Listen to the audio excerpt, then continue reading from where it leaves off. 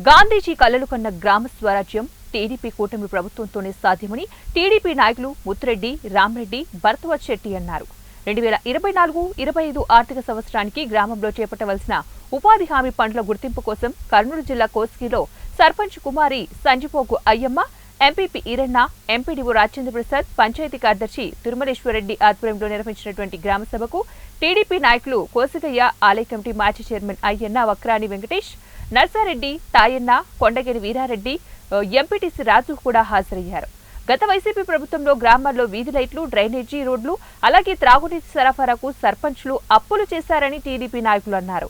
తమ కూటమి ప్రభుత్వంలో సర్పంచ్లకు పెద్దపీట వేసి వారికి ఫుల్ పవర్స్ ఇచ్చి గ్రామ అభివృద్ధికి నిధులు మంజూరు చేసిందని అన్నారు. గ్రామంలో ముఖ్యంగా చాలా దుర్భరమైన జీవితం ఉంది, కానీ అది మనము చాలు చేసుకోవాలంటే మన చుట్టుపక్కల ఉన్న ప్లేస్ మనమే నీట్గా పెట్టుకుంటే కొద్ది వరకు మనం రోగాలకు కూడా దూరంగా ఉంటాం.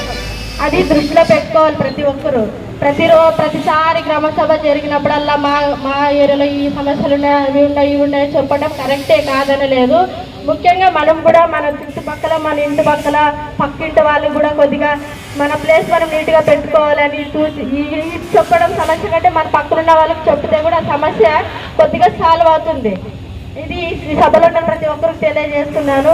అలాగే మన గ్రామాన్ని ప్రత్యేక దృష్టితో పెట్టి మన గ్రామాన్ని అభివృద్ధి పరుస్తాను.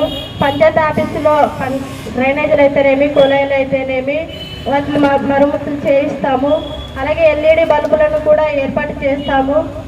అందరి సహకారంతో మన గ్రామాన్ని అభివృద్ధి పరచాలని నేను ఈ సభముఖంగా తెలియజేస్తున్నాను. ప్రతి ఒక్కరూ ఈ విషయాన్ని దృష్టిలో పెట్టుకోండి. మనము ఆ పార్టీ ఈ పార్టీ అని తెలియజేయడం